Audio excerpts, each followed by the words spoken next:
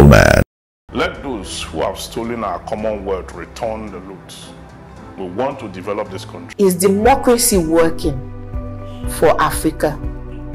Because we see the alliance of Sahelian states as. In all sincerity, you cannot tell me that politicians who are in government lack the intelligence and the understanding of what Dangote means to Nigeria. But the fact that they've chosen to let him roam free, okay, shows that he and the political class are not on the same page. We make a joke of our entire, the country itself, our legal system, our military system, everything has turned into caricature. Because how do you know that the Finnish government is not defending Samuel Ekpa? I'm being very honest. First of all, it shows you that the process that even produces candidates is broken. I first of all check my shoe. Middleman. It's yet another privileged moment to have you join us on the Middleman today on Enterprise TV. The jurors are definitely back with fresh insights into the issues defining our planet at this time. Thoughts are boundless, and so are the cases that draw our attention. The juror from Rabbi Evans Ufeli will be addressing toxic generosity, while juror Emeka Madunagu is also here and will be making a case for innovation among Nigerian youth. I will be looking at the attempt to audaciously impose what could have become Nigeria's own enabling act. But thank God, it was thrown out even before it was born. These will come away in just a moment. Stay with us. Middleman. My case, counter-version.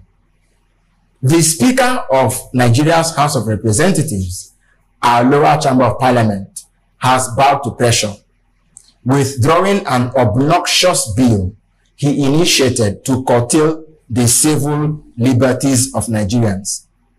Whoever said people's power is no powerful power. There are 3 more bills pending, namely counter-sabotage, counter-insurgency, and espionage, prevention and prohibition bill 2024. Laws like these are not new because they are nothing new. Actually, they are the time-tested instruments of dictators all through history. They are typically so ambiguous and would open the doorway to limiting the freedoms of citizens. We will study them, and when we spot incongruencies, we will mount the same protest that led to the throwing out of the so-called counter-subversion bill. How can lawmakers pretend not to know enough of the history of law? I already said that all of history's dictators had enabling laws, like Hitler's own eponymous Enabling Act, that was otherwise called the Law to Remedy the Distress of People and the Reich. Question: who wants to make a dictator today? My verdict: this is the heart of the matter. Nigerians must resist every wrong, such as bad laws. In the words of Thomas Jefferson, eternal vigilance is the price of liberty. Let's keep the vigil, fellow countrymen. The light must not go out. Yes, man, this, your case is powerful. It's powerful because it reverberates around the structures for every part of this country. More so because it is directed at civil liberty. It's one of those laws that was created as a penal law to, punish offenders, those who have gone. It looks like one of those laws that was made in the days Jesus was born. And in those times, and when the prophecy went out, and the 3 wise men have gone round, when they saw his stars, and they have ascertained where he was born, in Bethlehem of Judah. So they have gone there, and the king was aware of all that, and he issued a decree just that week that all male child be killed. This bill, the counter-subversion bill, is not unconnected to the situation that happened not too long ago when one of our civil society leaders Aisha Yes. Yusuf, refused to sing the new national anthem because she had argued that that was not Nigeria's problem and that the lyrics were not adequate for the moment and that should not be Nigeria's focus. And the bill also extends to foreign-based Nigerians who sponsor protests with locally based Nigerians. We issue, referring to Shawore and the rest of them, even though it's not specific, we know where these things are. We see all the writings and all that. They extended it to, those who go around and protest.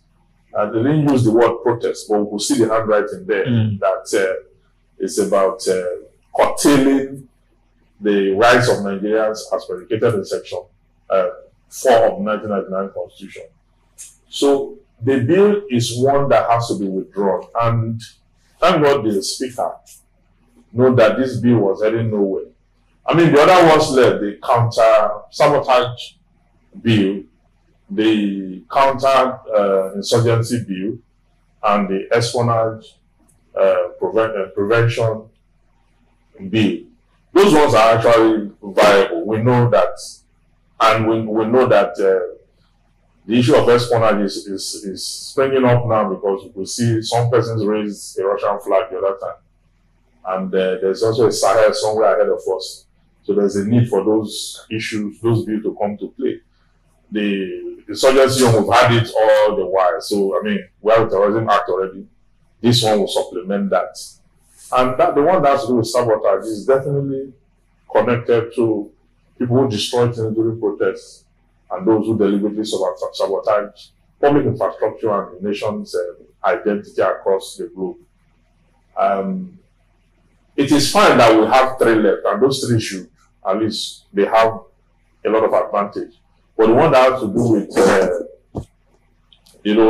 subversion. So-called. So it's the one that we have problem with, and thank God it has been withdrawn. But I don't agree with the spokesperson of the Speaker when he said it's because the Speaker have been listening ears. That because the Speaker prioritizes the people over himself and his administration as regards lawmaking. That was why he pulled it down. I disagree. I think he turned it around. We drew it because of public outcry and criticism. Yeah, for me, I think all of those laws should be thrown out. Because you see, we cannot, the biggest problem we have in Nigeria today is lack of trust in those handling our democratic institutions. The ability to curtail themselves, to get over themselves in handling positions of power, positions of trust. The ability, not to loot the treasury. The ability not to take advantage of the liberties and rights of others, in pursuit of their personal selfish gains. Look at, for instance, the amendment of the Police Act. On the very day that the Inspector General of Police was supposed to have retired, you now amended the Police Act, changed the wording just to please one man. But there is one sad thing. I was telling somebody the other time, Nigerians don't learn from history. Go all through time from independence, at least. Let's put a time period. Nigerians don't learn from history. That's why we keep repeating the same mistakes. Obasanjo, when he was military head of state, he actually supported a proposal that if you just heard about a coup, just hear it, would have, will make the person liable. Eventually, that was in 1976 when Murtala Muhammad was killed, was overthrown and killed. By 1995, Olusegun Obasanjo faced the very hangman that he has said, like Haman in the Bible. So you see, people must be careful. Laws should be made for the good and well-being of the people. John Kufuor, it was not for nothing that when he became president, he threw out the Cybercrime Act. Why? And then you see what happened. The African Free Trade Act, primarily Ghana benefited from it. And people started looking at Ghana as a serious nation. a nation to do trade with. So these lawmakers are actually confirming the fears that every election season since 1999, the quality of lawmaking has been going down and down and down. And let me just quickly add this. You see, there are issues upon which, over which these lawmakers can actually legislate upon. Reduce aid coming to Nigeria and instead increase trade, increase Nigeria's visibility on the foreign front, help the central bank to be more independent, strengthen the naira, strengthen the economy, improve human dignity, make better use of diaspora remittances. You see, India, I think, takes advantage of up to about 15 or 20% of diaspora remittances. And that is one of the things on the Indian economy. But what do we have in Nigeria? You have 5% of diaspora remittances. And that's what we're celebrating. No, I was even going to I mentioned 8. I wanted to mention 2 more. But imagine if we have a law that says, okay, diaspora remittances should go first through a system that acts more like a bank guarantee that people can easily borrow from. You will get your money, but somehow it shows up, in and out. It shows up the nation's reserve and enables people to borrow, businesses and all of that to borrow. Then what about banks? We need to seriously look at the Karma Act and the Banking Act to make sure that, you see, all the benefits that can be available to Nigerians are available. That's where the lawmakers should focus their minds on. But you see, all these laws, there are enough laws to deal with all of this. But the point is this: if you have, like the Scandinavian countries, if you have an environment that encourages people to be their best, that an environment they won't do that. Why would people? The tendency for people to be attracted to crime will drop drastically. You know they won't do it. I've said it on this desk before. We must challenge them to do it. Yes, and that is why this case is important, because year in, year out, see the things that normally throughout Nigerians in the Canada legislature, single time for the president of 5 or 6 years, part-time lawmaking, parliamentary of government. You know those things that when you hear, you say, Nigerians are pushing now for that one of them before the House of Refuge. No, I'm coming. They even went to meet Obasanjo, and then after the Ula Balu, it will die. Election time will come. We've said it in this country that we need to move chapter 2 of the Constitution to chapter 4, which is what the Scandinavians have done. Yes, but we Indians, they will never talk about that in Nigeria, because to take rigorous planning, sitting down and conversation, but they will never do that. They will bring the things that will just suddenly sound very, very, very big in the ear. And then after a while, after some hot air. Espionage. What are they looking for? They are looking for that. These are the very people. They are the very people who give information. Foreign interest. Sincerely speaking, people are raising Russian flag in Kano. For me, as leadership, not as leadership, I should be worried. Why will Nigerians go so far as to push their allegiance from their own native country to another? No, but I'll first look at social issues. The protest was about hunger. So why are we not pushing a bill to add? Yes. Because this is talk about moving chapter 2 to chapter 4 of the Constitution. The day you move chapter 2 to chapter 4 of the Constitution, it means that it's the responsibility of government to sponsor education of Nigerians from their first degree. But at least we can talk item by item, because somehow we'll have to discuss these issues. No, the truth is that Nigeria have capacity to do it, right? Okay, yeah, because the countries that had independence with us at the same time, they almost apart. Yes. Singapore, Malaysia, India, and all that.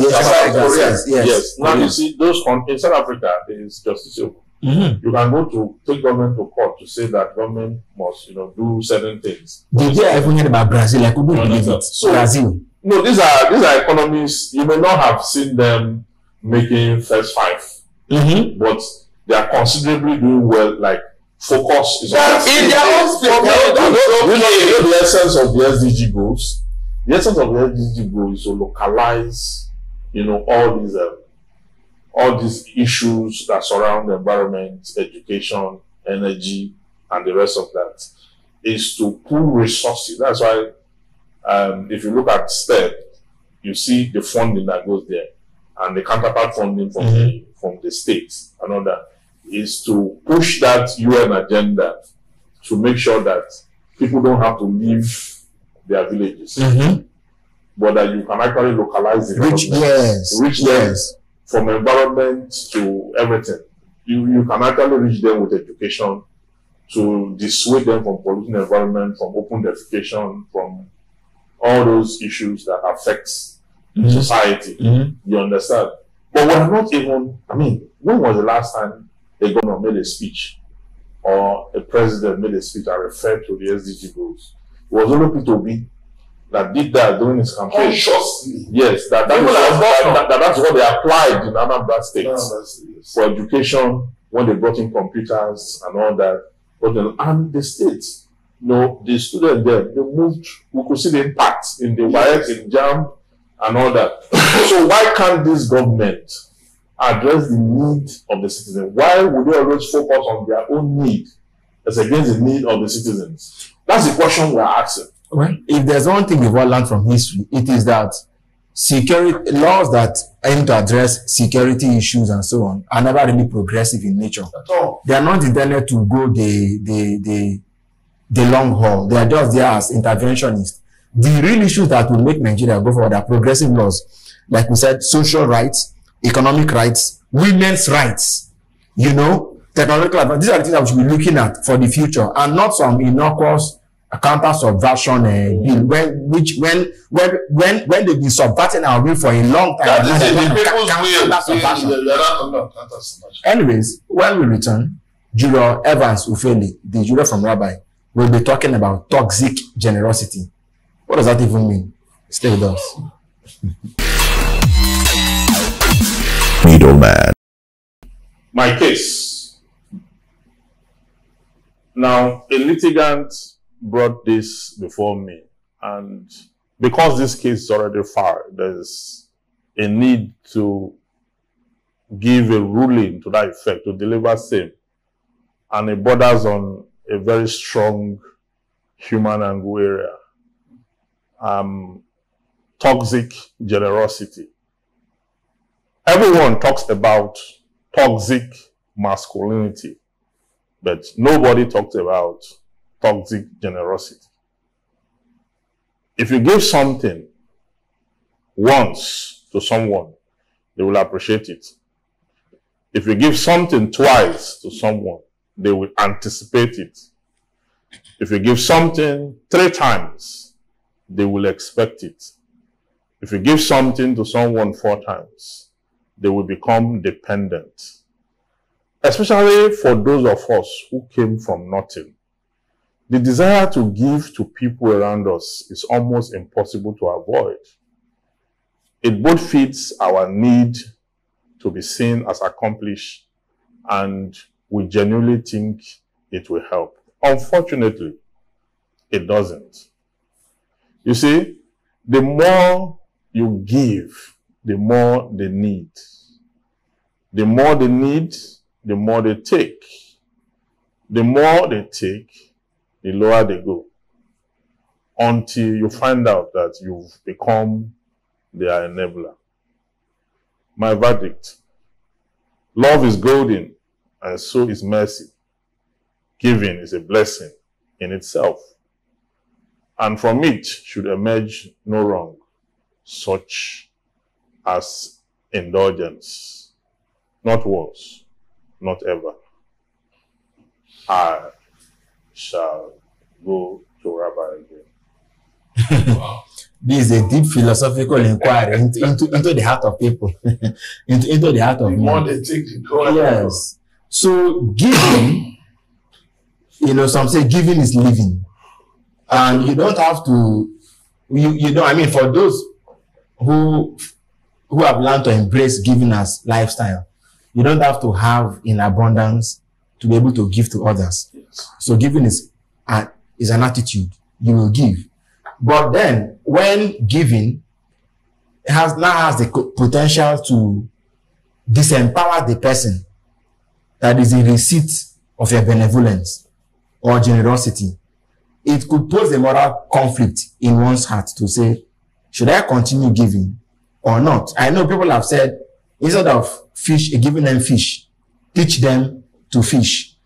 But I fear that in the complex and sometimes very difficult milieu of human interaction and relationships, you may not particularly be in a position to directly teach that person or empower that person. But there is the possibility and potential that continually, it's like we were talking of aid and trade earlier. If you continue to give aid, you won't be helped. In 50, 60 years, aid has not helped Africa. At all. In fact, we've sunk worse off. Worse. This case can apply both to human beings and to nations, even companies, so something, because when Buhari came, he gave bailout to states. Bailout has not bailed anybody. States that didn't need bailout. Bailout has didn't bail anybody out. They became poorer. Sorry, I did know the interesting thing. Yes. The issue that President Tinubu and Oyo State Governor Seyi Makinde had. Nigerians didn't notice something. Yes. There were only 35 states that were giving that COVID refund. One state didn't get, Anambra. Because Willie Obiano was the governor then. Willie Obiano refused to take bailout. Willie Obiano refused to take anything in terms of support from the federal government at that time. He already said it. And interestingly, he increased salaries by 15%. Unfortunately, he didn't have solid people in his media team. The type that some governors, like Governor of Delta State, had, that know how to how to repair bullets and throw not return bullets but return rockets. Yeah. So that some governors like that, but so a lot of what Obiano did positively went unnoticed. So anytime people, so you now find out that in that, what did he do? He made sure that even though he was antagonizing P2B, his predecessor, but he also copied significantly from P2B did. As a matter of fact, he built an airport which had already been proposed by P2B. P2B actually paid for the land, but said there was no time left to start building an airport. I didn't want to leave an abandoned project. So he paid for it and left it in the fire. All those other projects, the National Conference Center, all of these things were meant, to make Okan a livable state capital. So what am I talking about? In giving, I want to expand it. The people give their leaders the trust. We keep giving them allegiance. But the more we give them trust and allegiance, the lower they sink. As if they get to the point that they feel it is their entitlement. Come on. How can you criticize me? I'm an Igbo man like you. How can you criticize me? Two, I was thinking today, I said, what is a state? It's a hot case. A sub-national. Yes. Remove that sub. Do you know the 36 states in Nigeria can actually become countries? Yes, they can. Yes. By fiat? Yes. By mutual agreement? Yes. They can become countries. Yes. So in other words, each governor should actually be looking at himself like a mini president. Yes. The president of a mini. Yes. So the trust that people are giving you, yes, you don't have to say that. You have to trade it. No, you don't have to trade it. Yes. Now that is where the problem comes from. Between people, that you ask somebody for something is a need. Yes. Or maybe a want. Yeah. Then that the person chooses to help you. Yes. The person is entrusting goodwill to you. Yes. That you will not, that you will not reciprocate with ill will. Then, one other thing I look at is this. What are the expectations from the giver? Because if you just give and give without sitting somebody down to say, wait a minute, what exactly, how can we expand the space for you to be able to do better than you're doing? Which is the problem with the states. The people cast their ballots. Instead of you to engage the people, you hire thugs and you are shooting guns and you can easily win. Why? Because of your programs.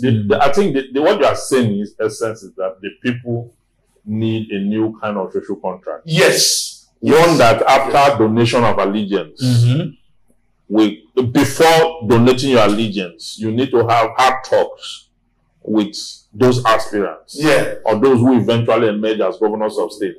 Because the reason they actually don't keep to their word and their promises is because there are no consequences. The godfathers, who existed between that time, that 2003 and 2004-5, you know, when they anointed these persons who emerged as governor, they took them to the shrine in this country, took them to shrine, and they cut the covenant. They cut covenants there. Covenants, selfish covenants, to return to the Godfather, to return goodwill, resources, and the likes to the Godfather. Now, the ones who renege on those covenants, we saw where governors were kidnapped, and some governors were even deposed. You understand? It was that serious. In fact, some Godfathers somewhere in Ibadan talked about Amala politics, brazenly told the public that there must be returns to him and all that. He was never arrested. The public ought to have owned that position and taken over that space and tell the world brazenly that they ought to be returned to the people. And that the return to the people will mean dividend of democracy. And they would have placed a demand. When they place demands every day, we don't need the deities, or we don't need to run to those who will perform magic. We can consistently ask that something return. Because we are relying on the latent social contract principle that say once you have performed your civic responsibility, it becomes responsibility of government to recompense, to make sure that life is made livable for you and things are made better. Your children are able to access schools, you access public health care, you access all the good things of life. We've not seen it for the past 25 years when we return to democracy. Yeah, so why can't we negotiate a new kind of social contract? That's the question. Because this toxic generosity, toxic, every year in, year out, we are giving. Well, there's a point you give out yourself, you give out your life. You understand? And indeed, some have actually given. Yes, a lot of people are giving up their lives. I mean, some people went to protest. It's as a result of that issue, they gave up their life there. Some persons give up their life on bad roads because the government did not recompense the people. Some give up their life because there was no power supply. And some give up their life because there was no public health care. They took them to hospitals when they were ill. When they got to hospital, there were no oxygen, there were no room, no bed, nothing for them no medicine, no doctors, because all the doctors have japan. So you see that this giving, we have to re-examine it. And then, under this philosophy now, if that's what I should call it, the definition of politics will now become who gets what, how, and why, as well as who gives what, how, and why. And under what condition? And so it is both who gets and who also gives. I think that's what is really going to be of help to us. The public have not risen up to a standard. Yes. We cannot continue to believe that our participation in our civics is a guarantee that our future is secure. We've failed already consistently. You understand? In the Gathering of the Tribes, I wrote about how... Your novel? Yes. I wrote about how these persons who lead have a way of misinforming the led by making them feel that there are no enough resources, to take care of the citizens and the conditions of the citizens. But the citizens will just, stand back, look and see how the leaders emerge with opulence. And they are throwing parties, they are doing all sorts. And nobody's able to question them. So that questioning is the revolution we talk about. Yes. That someday in future, the average Nigerian will be able to look at their leaders. We're already there, technically speaking. And demand for what rightly belongs to them by rights. Certainly. So when we return, the Emeka Madunago will be making a case for innovation, aiming Nigerian youth. Please stay with us. Middleman. Welcome back. My case. Nigerian youths in an age of innovation.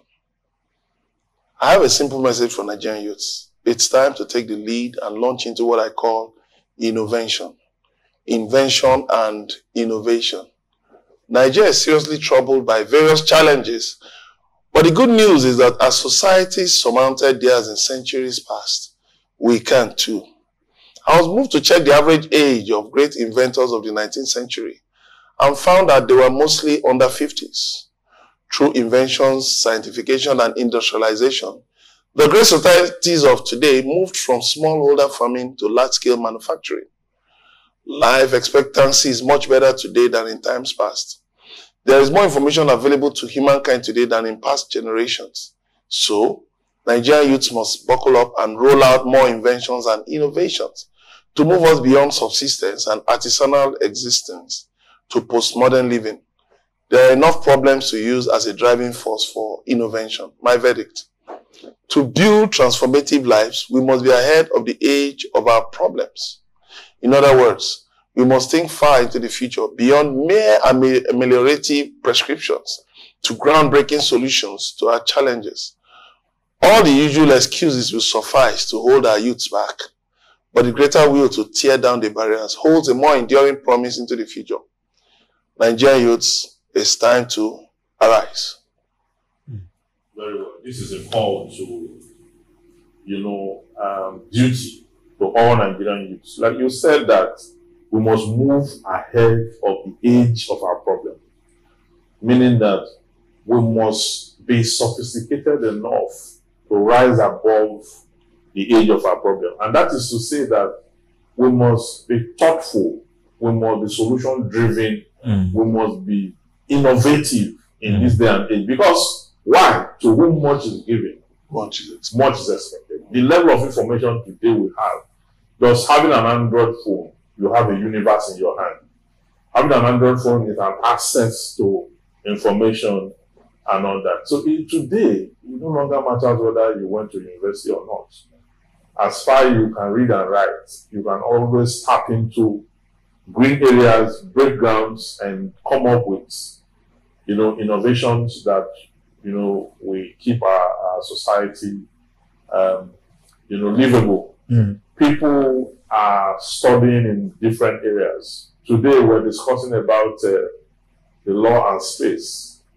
A UN conference that is coming up in Geneva, where the world is looking at that astronomical age, having established a viable information age and all that. That was how we speed over from industrial age to where we are today. The laissez-faire and all that, moving from one phase to the other. That when this history is fully recounted, it will be known that our youth, made a mark in all this. We have started already, and though in entertainment and even in science, in IT, okay, but there's a need for Nigerian youth to do more, and there's a need for the government to invest more in the youth of this country. We've seen how the past government didn't know what to do with the energy of the youth of this country. Many countries of the world are looking for young generation, people of younger age in their numbers, and that's what we have, fortunately, today. So what should we then do to assist? What should government do to assist? Is to, turn the universities to research centers. Turn them to research centers. But that was what they originally were meant to be. Yeah, but they are not they are not research centers. They take classes. They bet on the world to take classes. With flashlight on the ground, on the ground to take lectures and all that. Yes. The lecturers are also weary. Okay. The planning for a viable educational system is declining. The Minister for Education does not have a roadmap. He does not. To solving the problem of education in the country. Unfortunately. 20 million Nigerians or more are out of school. And these are kids, people at foundational level. So when you have this kind of problem, and you're in the 21st century and you are seeing what is going on across the globe, you see what's happening in Japan, for example.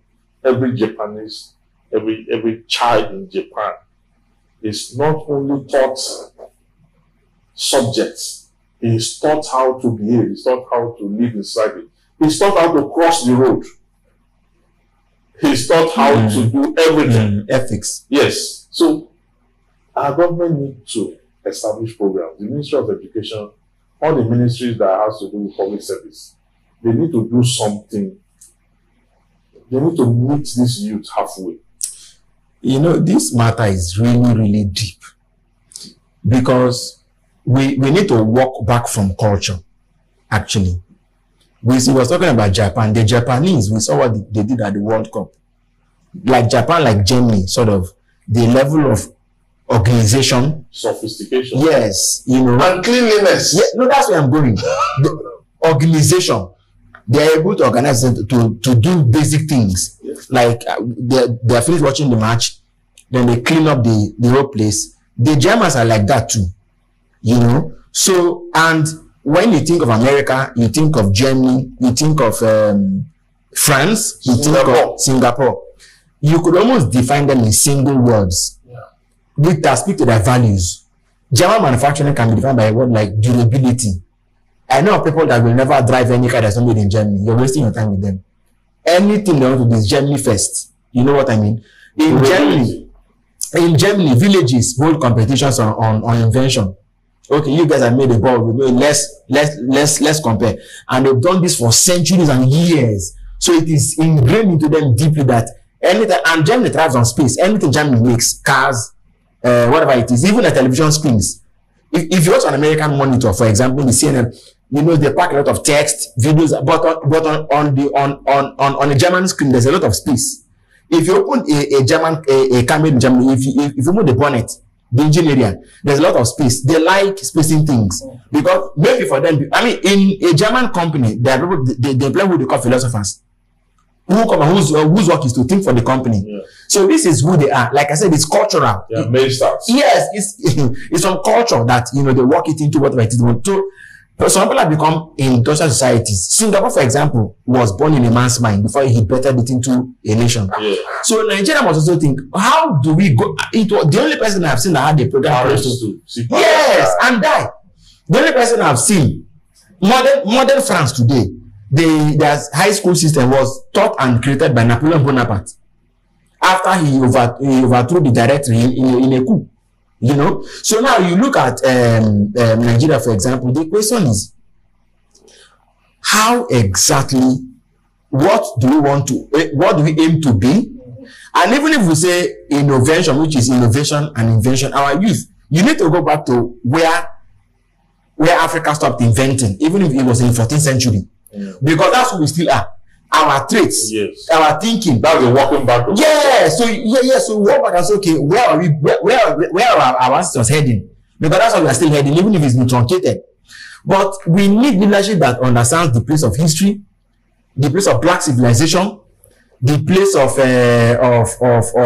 like again I said, our cultural values. No, and we lost it when we failed to revamp vocational education. Exactly. Yeah, you see, woodwork, for example, yes, is a profession. In fact, woodwork, I've been to countries where they use wood to design anything. Mm-hmm. I've seen a car that was designed with wood, a car driven. I'm surprised. Yes. You understand? So that area alone, we have technical schools. But you know, this wood issue, you know, in Ogun State, the Chinese are coming to log. They are logging. We soon go back. That's where the woods are now. It used to be a Edo State before. But so it used to be a Edo. They saw the forest. Now that place has been cleaned up. Now you know what told the Westerners when everybody were grappling for natural resources, and the wood in the West, he told them to keep quiet about it.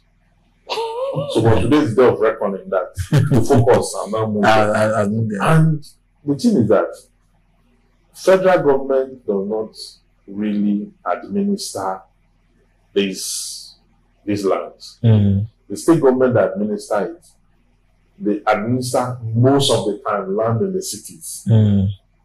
Even you cannot just say go for a land in local government. There's the one you get for local government. Now they leave it for local communities. Now these local communities are easily penetrated by these companies that procure this wood. And what they do is also collect parts. So they will go into the forest, fall down the wood, cut them, put them in these trucks. So as they are bringing them out, they pay pass. 10,000, 14,000. A token. Yes. And they move all these things away.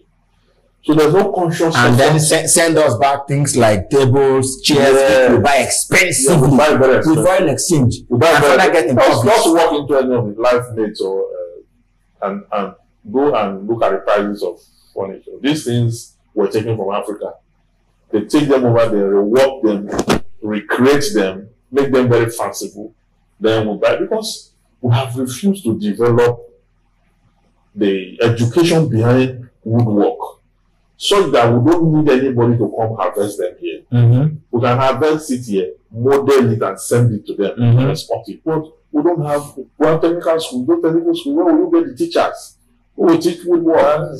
They will tell you that there's no money there. You want to be a doctor or a lawyer.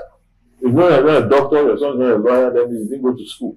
So we're a problem, because automobiles, we're supposed to, by now, if we are focused more on the technical schools, frankly speaking, by now we're manufacturing cars, frankly speaking, by now we're manufacturing stove, gas, burner, and all those things. We're manufacturing them. We are the only ones that continue to do this, go to primary school, secondary school, university, then look for a job in a bank. You don't need all that. Or oil and gas. There was something I saw online. There's this YouTuber, Wine Ocha, very popular lady, and there was something they told her about her son. He was taken to, instead of going to summer school, he was taken to a mechanic workshop where they work on Mercedes-Benz vehicles. And they are trying to say, the person who wrote a very nice script and then attached a picture of the boy, walking on the wheel of the Benz. And I was disappointed, because the lady has a Western background. And I thought, how many Western nations will you see people directly, interacting with the raw parts, with the parts of a vehicle? You will never look more at the robotics of it. Yeah. Somebody was saying on Facebook today that, have you bought a diagnostics tool for your car? That every car owner should have a diagnostics tool. I thought things like that, you start from, you take the benefit of your Western, you don't let the local environment, infiltrate your learning. What you naturally be, to naturally move you, leapfrog you into the future. So if you talk about, okay, this person's child, using a diagnostics tool, or using robotics or things like that to diagnose problems, you are pointing into the child will think the future. You're not still holding on to that, basic. I'm not trying to demean what our auto technicians, mechanics do, but what I'm saying is that, we should always, in anything we try to show people, taking anything to social media that we think we are teaching, let's be conscious of the fact that the whole world is looking at us. Has gone beyond that stage. And the world has gone beyond that. So let's challenge ourselves. Let's challenge ourselves to look into the future, because that's the only way forward. In fact, to wrap my own thoughts on this, I'd like to quote the great Zik of Africa and Adi Ofemo. Let me begin with Ofemo. Ofemo said one time that if he began, by the way, I think he's the one person that has defined this issue of education the best for me. Okay, he said that because Africa is a dispossessed, disempowered continent, paraphrasing him now, so the right thing for us to have done was to look at slavery, look at colonialism, look at the things we lost, then find a way to look at what they took from us and where the knowledge stock has gone to, translate it into our own reality, our languages, then take what is left of us, translate it into also the English language, so that we can equalize the basis of competition, right? That's one. Then number two, what Zeke said touched me greatly. He said, no matter when the man comes to, and I'm paraphrasing again, said, no matter when the man comes to reality, whether he's young or old, if he will think in line with the times, he is immortal. That's how I put it. So we must be thinking like those who have gone ahead of us and who want to be like, because when they were like us, the Judah from Rabbi said earlier, they did a few things. A lot of those innovations that came in the 19th and 19th century were to an extent public sector driven. Okay, for example, during World War II, Hitler funded his scientists very greatly. You know, now in later years it has moved to the private sector. So if we want to grow in leaps and bounds, what do? Government bring out the money and invest where it matters. No, but must it always be government? No, because of where we are today. Endowments will pay us more from government. But no. Private sector endowments. Endowments for this economy. You see, that's what I'm talking about. Innovation and invention. We must squeeze the juice, the water out of the rock. We must. It doesn't matter. So, for example, now that you're talking of windfall tax. Not just windfall tax. As an example. Let me tell you. As an example. Let me tell you. Do you know if you sit down today and this whole place is sealed, but we must make our way out. What are we going to do? We need to make an opening. Yes. Like somebody asked a question. Now how do you go through a wall? Through an opening. Doesn't matter whether it's a door, whether it's a window, whatever it is. We will together make that opening. Now that is what I look at. We are in an enclosed society in Nigeria. It looks as if this is impossible. Now it is because we think we have the luxury of time. We think, well, we can always import, we can always improvise. But the point, look at the lady who invented the Zooks car. Just model it after the carriage. You know, the horse-drawn carriages of, the past. And so, this is a lady from Africa, from Senegal, but had the benefit of Western education. So, what I'm trying to say is that we must unlearn our limitations. We must unlearn our limitations. Very well. Let us engage in solving the impossible. That, okay, if you're locked in somewhere, like a general, and his troops were said to have crossed a river one time, and then, after they had landed, he set fire to all the ships. As a gentleman, there is no route, there's no escape route. We have to fight and win. When we have that attitude in Nigeria, you will see that a lot of these problems will disappear because there are actually no problems. There are actually no problems. Problems are illusion. If, for instance, we look at open defecation as a source of wealth, people will not want to waste their excreta on the road.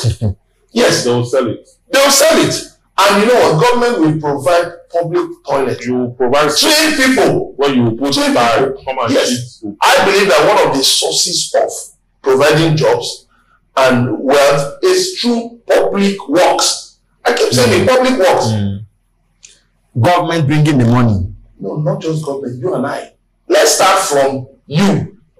It's not about endowment. It's not about grants. Endowment, grants from outside. Yes. Different things. Don't have access. Don't have access. That's all.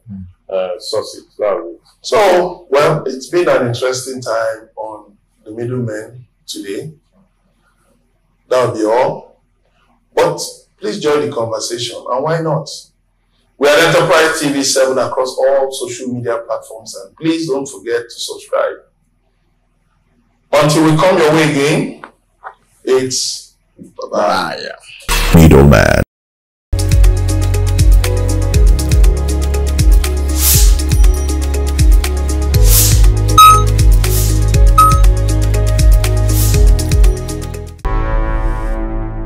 Enterprise TV, a tradition of truth.